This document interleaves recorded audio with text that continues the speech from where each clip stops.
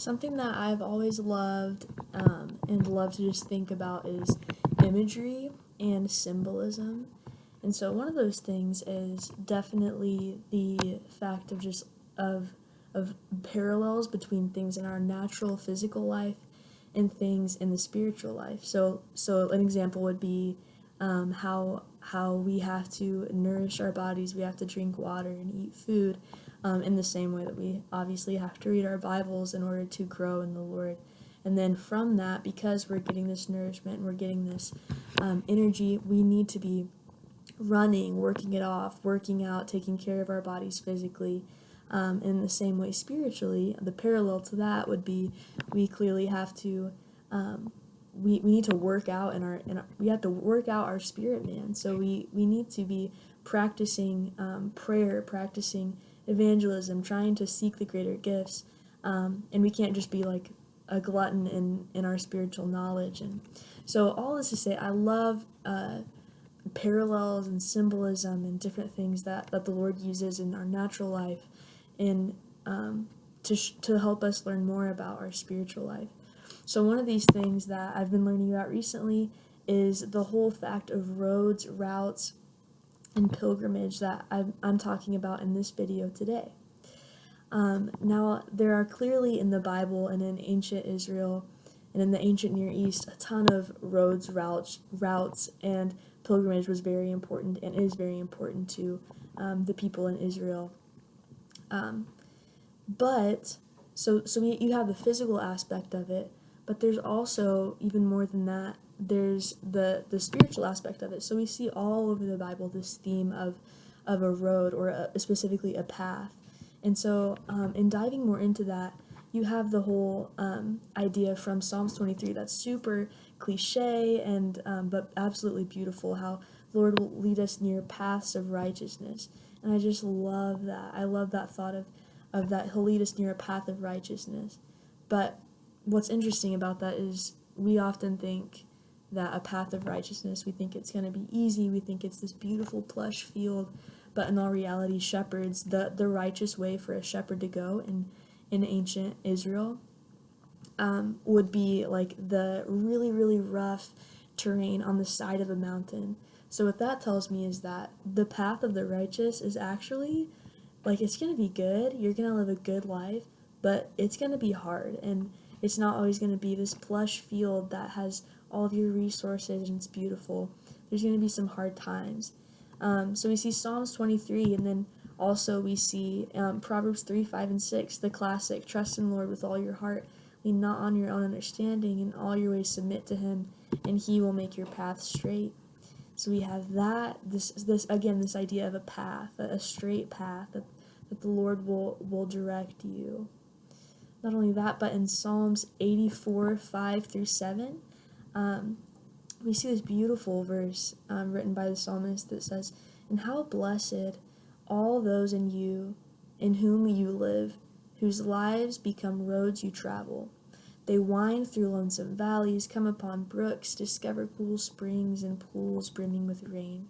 God traveled these roads, curve up the mountain, and at the last turn Zion, God in full view."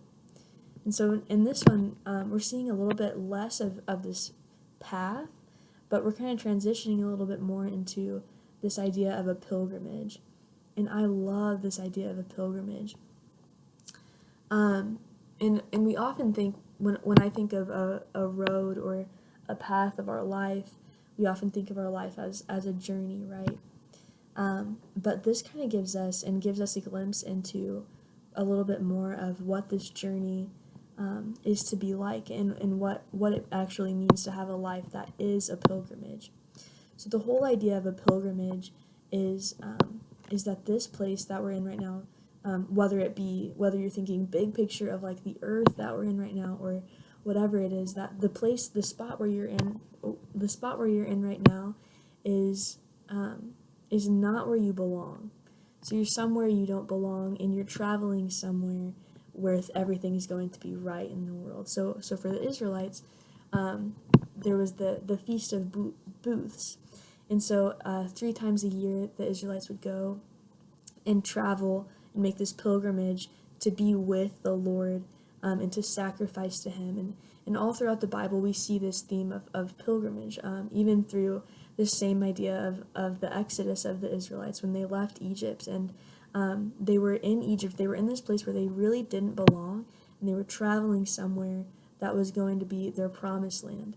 And really, this is a great example of what a pilgrimage is, what it is supposed to be, not only for the Israelites, but also for us here in modern day, in our Western Christian culture. And so what I find really interesting is in the Old Testament, we see these pilgrimages of the Feast of Booths, or these different pilgrimages where the people are going, they're somewhere where they don't belong, and they're going somewhere so that they can be with God, so that they can be with him and kind of appease him. And I find this so interesting because even in the story of the Exodus, you see that God isn't like in this destination. He's waiting for his people to arrive there, but in fact, God is actually traveling with the people. And I just find this so interesting that there's this contrast between, yes, these people are going somewhere so they can be in the promised land, but at the same time, the people still had to travel to Jerusalem in order to be with God. So it's just a super interesting concept to me. But what's beautiful about this is that today in our world, living post Jesus, which is such a gift, we get to not only take this pilgrimage so we can truly be with God, but also we are still with him today, right now, in every moment. So just as in the Exodus you see that God was a cloud by day and a fire by night, and he was tangibly there with them, but for some reason they still had to go to actually be with him. They had to have the temple, the Ark of the Covenant with them in order to carry his presence. But what's so amazing is that we get to have this pilgrimage where we don't have to carry this Ark of the Covenant. We don't have to have this temple because we are the temple, because Jesus died on the cross for us, and now we have him inside of us. And so we are now on this pilgrimage of big picture pilgrimages, that we are in a place right now where we don't belong, but we have this hope that one day we're going to be with Jesus. We're going to actually be with him without all of the other stuff. Because right now we're with him, but there's still pain. There's still crying. There's still tears. And there's still brokenness. But we look forward to and hope towards that day where we don't have to have those things and we get to just be with God. And that is so beautiful. So what? Why is this important? Why is this worth talking about? And I think it's worth much more than 10 minutes to talk about. So on the fact of Israel, why is pilgrimage important to Israel? And a couple years ago, I went to Israel, and I remember there were so many amazing things about the experience, but it was also so heartbreaking and heart-wrenching to be there at times, because these people who are literally in the heart of what happened, they're literally in the place where Jesus came, where he died and rose from the dead. But I felt at times that they were the people that were most entangled in the lies of what religion and all of this is. I remember seeing devout Jews with their tassels and their 2 curls and all of these things, and the little box, I don't remember what it's called, but the box with the Shema on their head. And I just remember they were at the Wailing Wall, praying and praying and praying and crying at the Wailing Wall, truly thinking that this is the one place where they can still have the presence of God, that they're on this pilgrimage, but that Jesus hasn't returned yet, and so they still have to go to this destination in order to be in his presence. And it reminded me of a dog on a leash. So at times, I remember we had this dog when I was little, a Saint Bernard, and we had him on this big leash, and we at one point took him off of the leash, and we literally took the leash off of his neck, but he wouldn't leave like the circle where he was in. He just kept walking around the range of the leash, the range that the leash would take him. He just kept walking around it, and finally we were like, Buckus, like his name was Buckus.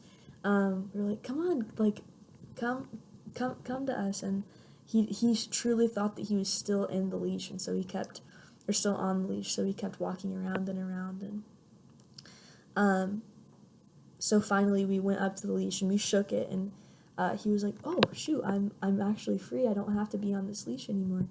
And he began to run, and he actually was able to experience the yard, the actual acres that he was on, and he got to explore and do all these things. This is what I picture Israel being like right now, is they're freed. Jesus has already returned. Jesus is already there. He already, the Messiah was already there. He already died, and he already raised from the dead. But they're still awaiting for him to raise back from the dead, and it was absolutely heartbreaking. And I wish there was a way to show them, look, this has already happened. You're already free. You don't have to live in this religion way anymore, in this way of rituals and rules. And so for Israel, it's so important for them to realize that they're on this pilgrimage, but that they're not alone, that they don't have to go to the Western Wall in order to be on this pilgrimage with God, that he is with them right now. And it's so sad that so many of them don't see that.